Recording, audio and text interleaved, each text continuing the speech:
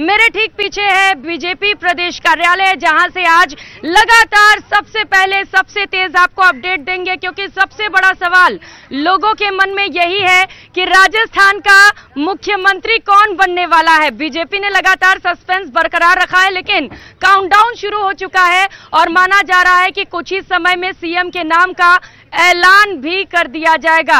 हालांकि कई नाम रेस में आगे चल रहे हैं, लेकिन माना यह भी जा रहा है कि जिस तरीके से चौंकाने वाले फैसले बीजेपी ने छत्तीसगढ़ और मध्य प्रदेश में किया है, कुछ ऐसा ही चौंकाने वाला फैसला राजस्थान में भी हो सकता है। तो जानना बड़ा ही महत्वपूर्ण होगा कि राजस्थान का अगला मुख्यमंत्री आखिर कौन होगा, जिसे लेकर चिंतन और मंथन भी किया जा रहा है। आज विधायक दल की बैठक है और इससे जुड़ी बड़ी खबर से बुलेटिन की शुरुआत करते हुए तीनों पर्यवेक्षक आज जयपुर पहुंचेंगे, जिसमें राजनाथ सिंह भी शामिल हैं, और इसके बाद होगी विधायक दल की महत्वपूर्ण बैठक। सबसे पहले अनौपचारिक बैठक होगी, जहां पर विधायकों से 1-to-1 संवाद किया जाएगा, और उसके बाद औपचारिक विधायक दल की बैठक होगी और उसके बाद नाम का ऐलान कर दिया जाएगा। सहयोगी सौरभ गृहस्थी भी हमारे साथ इस वक्त यहाँ पर मौजूद है, उनसे ज्यादा जानकारी भी लेंगे। सौरभ, कहा जाए इंतजार की घड़ियां खत्म होने वाली हैं, अब काउंटडाउन शुरू हो चुका है और सबसे बड़ा सवाल यही कि कौन होगा मुख्यमंत्री। जी बिल्कुल, आपने बिल्कुल सही कहा। काउंटडाउन जो है वो शुरू हो चुका है और शाम 5 बजे संभवतः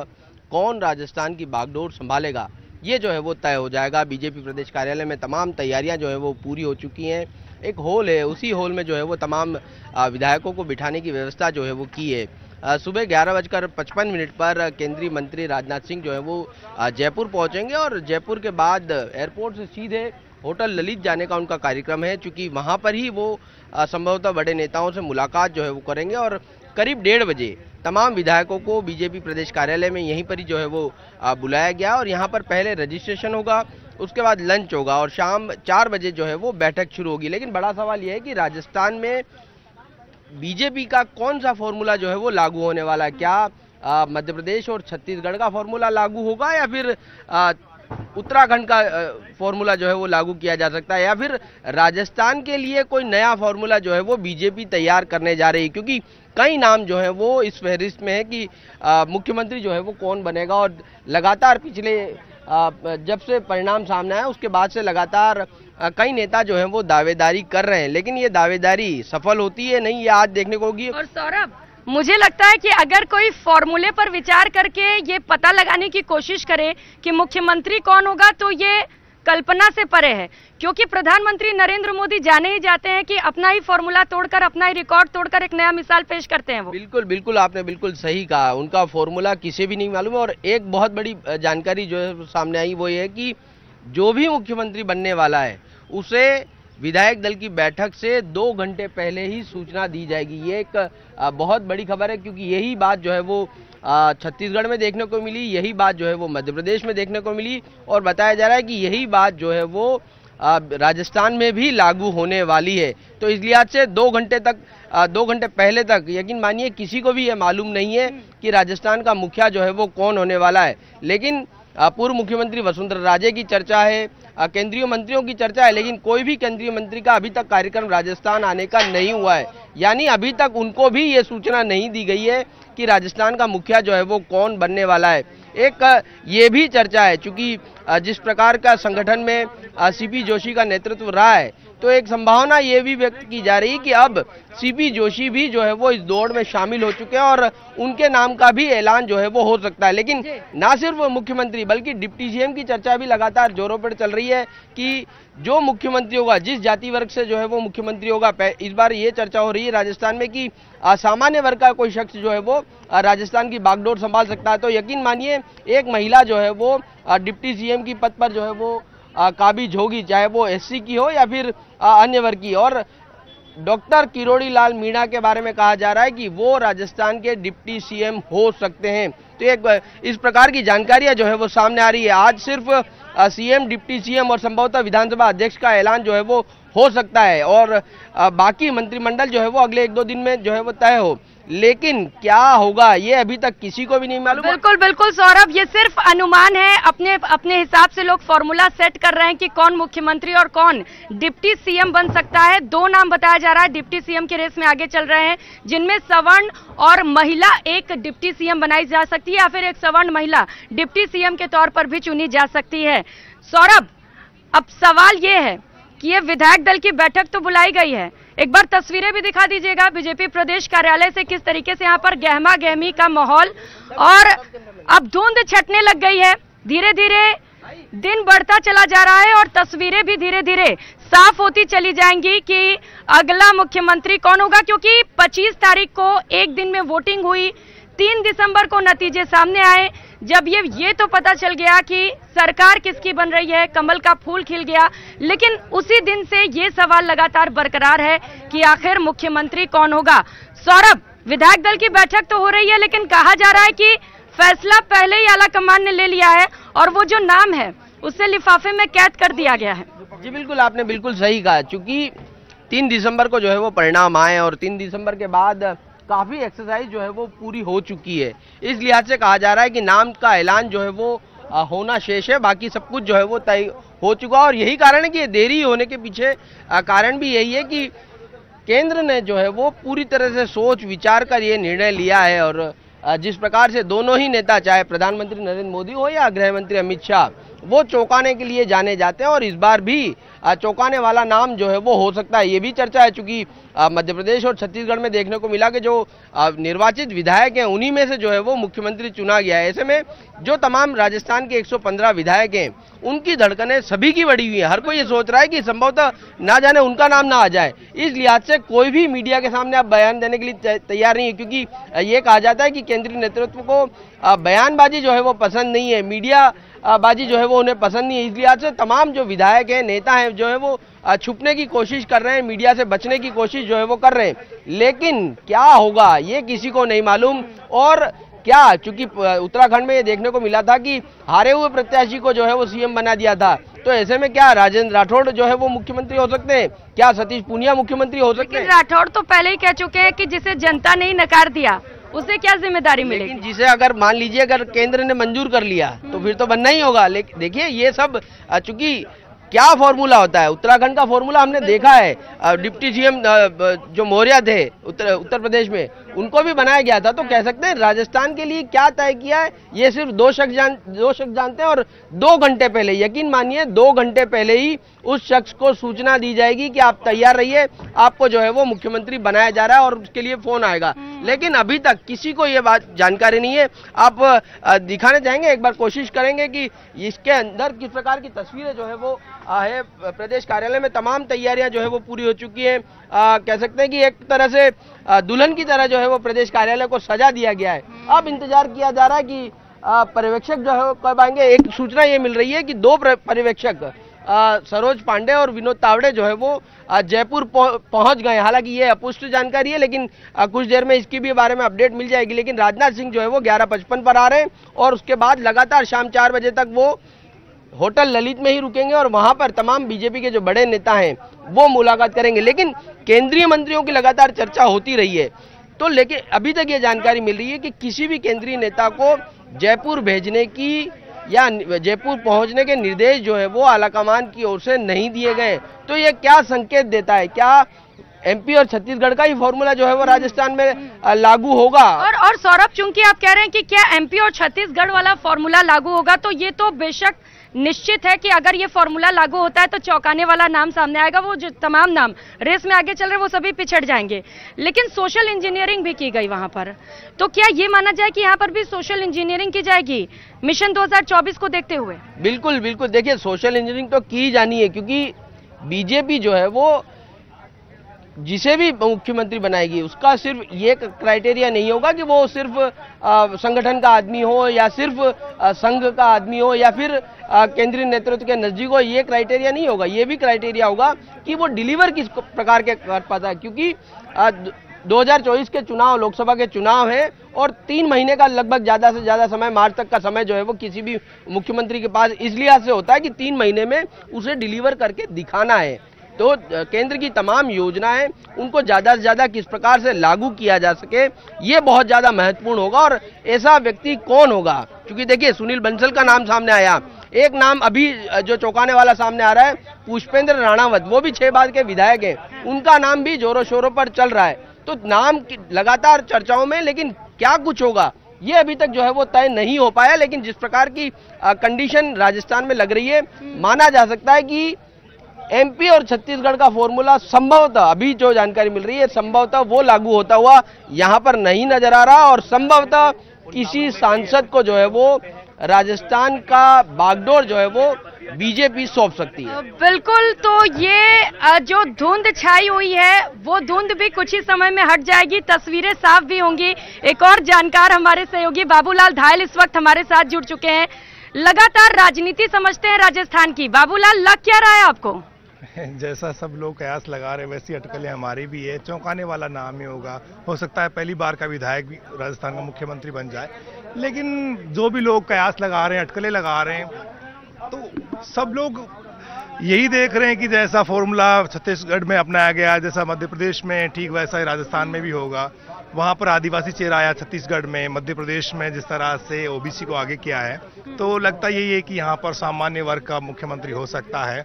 तो सामान्य वर्ग में जो चेहरे हैं उनके ऊपर लोग जो है चर्चा कर रहे हैं, लेकिन उनमें से भी जो चर्चित चेहरे हैं वो भी नाम नहीं होगा ऐसा लगता है, क्योंकि पीएम मोदी हमेशा से चौंकाते रहे हैं और जो चर्चित चेहरा होता है वो साइड लाइन कर। एक बार ओम प्रकाश माथुर का नाम भी सामने आया था, लेकिन अब तो वो भी चर्चाओं में आ गया, तो माना जाए कि अब वो भी नहीं बनेंगे।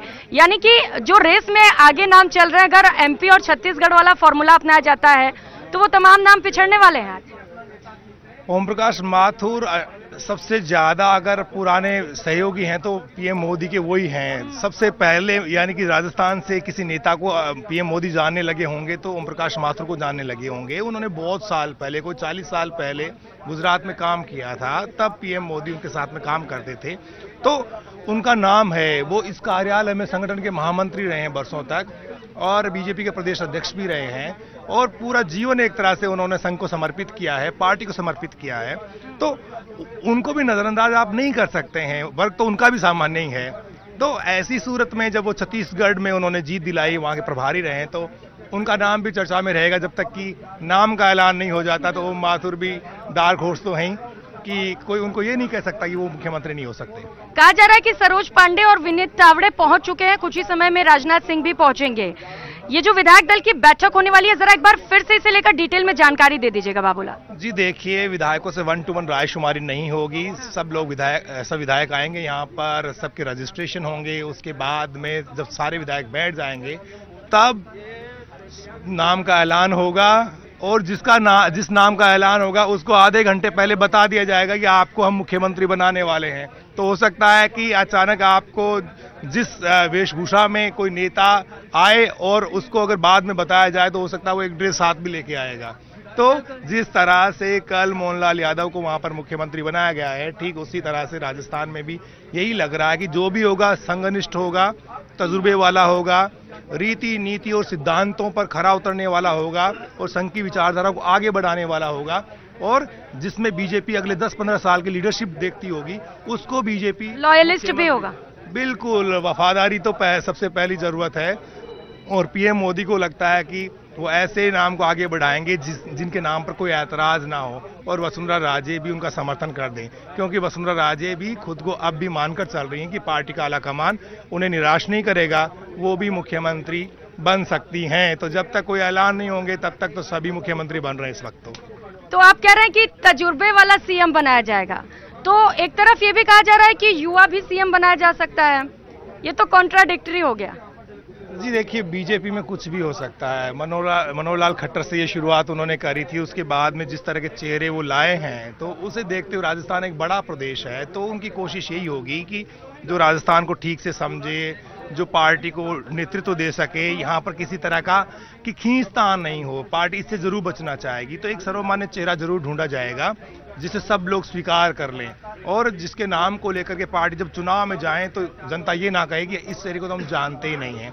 तो उसमें एक करिश्मेटिक लीडरशिप भी होनी चाहिए, करिश्मा भी दिखना चाहिए, वो क्राउड पुलर भी होना चाहिए। क्योंकि 2003 में जब वसुंधरा राजे ने कमान संभाली थी तो इसी कार्यालय में जब वो आई थी, विदेश राज्य मंत्री थी उस वक्त, तब लोग टूट पड़े थे उनके ऊपर और लोगों में उनका क्रेज जो है सर चढ़ करके बोलता था उस वक्त। तो पार्टी ऐसा ही नेतृत्व चाहेगी आने वाले दिनों में जो पार्टी के लिए बहुत उपयोगी हो, हाँ। जो पार्टी के लिए बरसों तक जो है काम करे, जिसके पीछे कार्यकर्ता खड़ा हो, तो गौरव की अनुभूति हो कि साधारण जीवन जीने वाला कार्यकर्ता भी राजस्थान का सीएम बन सकता है। तो जिसकी सादगी और जिसकी वर्किंग कैपेसिटी, जिससे पीएम मोदी प्रभावित होते रहे हैं, या पार्टी के लिए वो बहुत मतलब असेट्स बन सकते हैं, तो ऐसे नेता को पार्टी सीएम बना सकती है। तो आज जो है तमाम जो कयासों के बादल है वो छट जाएंगे, शाम तक का इंतजार करना होगा।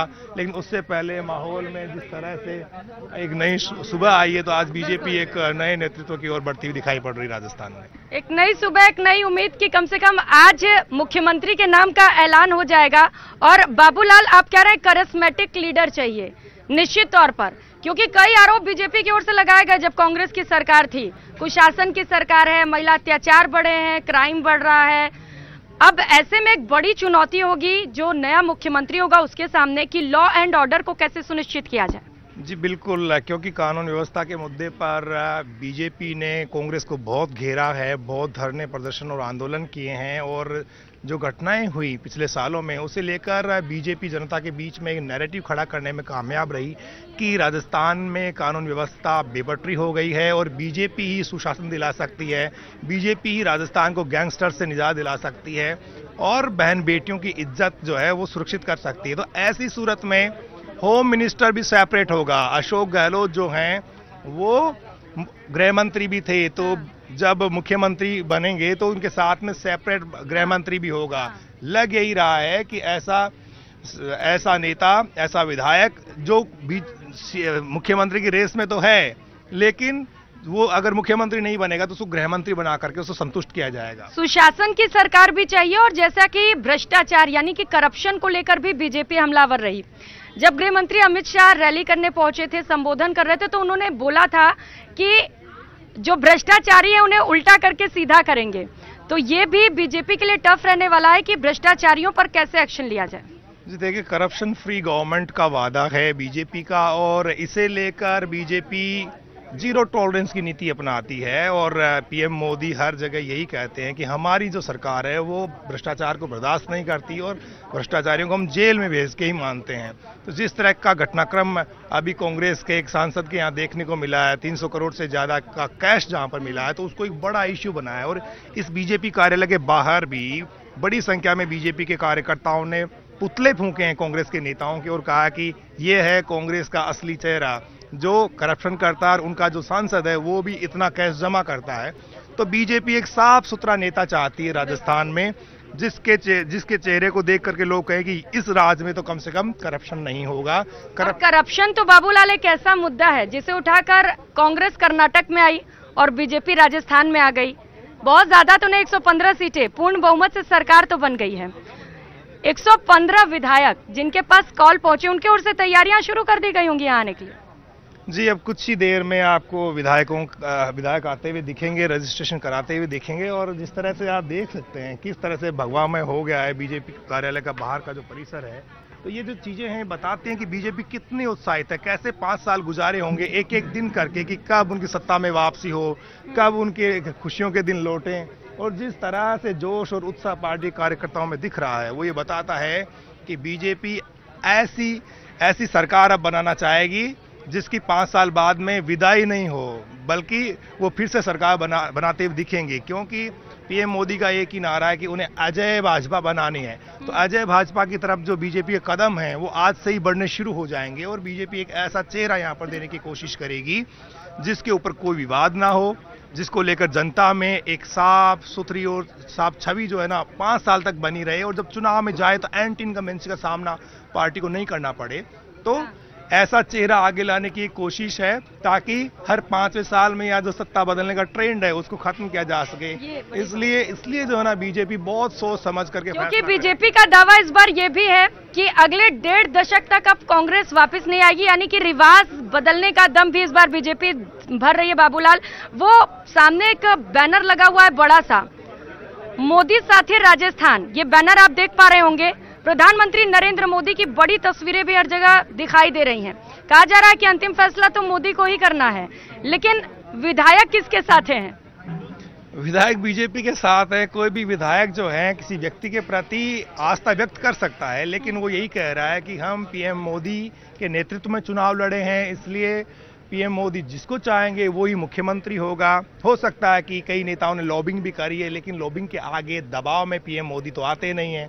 तो लग यही रहा है कि जितनी बातें अभी हो रही हैं, ये कयासों के जो बादल हैं ये शाम होते होते छट जाएंगे, और लग यही रहा है कि पार्टी सर्वमान्य यानी कि यूनानिमसली जो फैसला करेगी, जो दिल्ली से लिफाफे में बंद नाम आएगा उसके नाम पर एक राय हो जाएगी, बड़े नेताओं से अनुमोदन कराया जाएगा और फिर कहा जाएगा ये हमारा मुख्यमंत्री है। तो एक बहुत बड़ा फैसला, एक बहुत बड़ा दिन आज बीजेपी कार्यालय में। लेकिन बाबूलाल, विधायकों को समझाना और मनाना तो पड़ेगा, क्योंकि सर्वसम्मति से फैसला हो तो आगे के लिए ठीक रहेगा। 2024 ज्यादा दूर नहीं है अब। जी देखिए, वक्त के साथ सब लोग चलते हैं और राजनीति भी वक्त के हिसाब से ही जो आगे चलती रहती है। तो लग यही रहा है कि जो विरोध कर रहे हैं या जिन लोगों ने दावेदारी पेश करी है, उनका अब जो कद है वो पीएम मोदी के मुकाबले का नहीं रह गया है।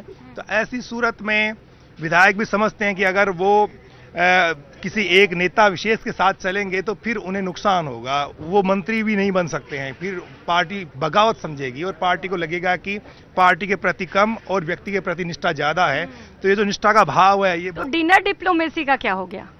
डिनर डिप्लोमेसी चलती रहेगी। आज सबको एक साथ लेकर चलने की पूरी कोशिशें होंगी, जिसका भी नाम आएगा उसके साथ पूरी पार्टी खड़ी हो जाएगी और वो मुख्यमंत्री होंगे और उनके साथ में, क्योंकि बगावत इसलिए नहीं हो सकती, विद्रोह इसलिए नहीं हो सकता कि सारे विधायक जो हैं, जो बीजेपी के विधायक बन के आए, 5 साल उन्होंने संघर्ष किया है, नए चेहरे आए तो उनको अपने इलाके में काम कराने हैं, उनको मंत्री बनने के भी उनके अपने ख्वाब हैं। कोई पार्टी में पदाधिकारी बन के काम करना चाहता है। तो सत्ता जब आपकी आ गई है तो आप अपनी पार्टी से विरोध मोल नहीं ले सकते। आपको पार्टी में रहकर और पार्टी के साथ खड़े रहना, ताकि आपकी जनता का, आपके इलाके का विकास हो। अगर आपने अपनी ही पार्टी को आंख दिखाने की कोशिश की तो फिर आप डेवलपमेंट कैसे कराएंगे? आप तो विद्रोही विधायक माने जाएंगे, जैसा पायलट के विधायकों के साथ हुआ था। यही वजह है बाबूलाल की ऊपर ऊपर ही सही सभी विधायक यही कहते हुए नजर आ रहे हैं कि आला कमान का जो फैसला है वो सर्वमान्य है और वही होगा। हालांकि काउंटडाउन शुरू हो चुका है, अब कुछ ही समय का इंतजार है। राजनाथ सिंह भी पहुंचेंगे, तीनों पर्यवेक्षक जब यहाँ पर पहुंचेंगे तो उसके बाद विधायक दल की बैठक होगी। उसके बाद जो सबसे बड़ा सवाल है उसका जवाब सभी को मिल जाएगा। लगातार सबसे पहले अपडेट आपको दिखाते रहेंगे सिर्फ न्यूज़ 18 राजस्थान पर। फिलहाल वक्त हो चला छोटे से ब्रेक का।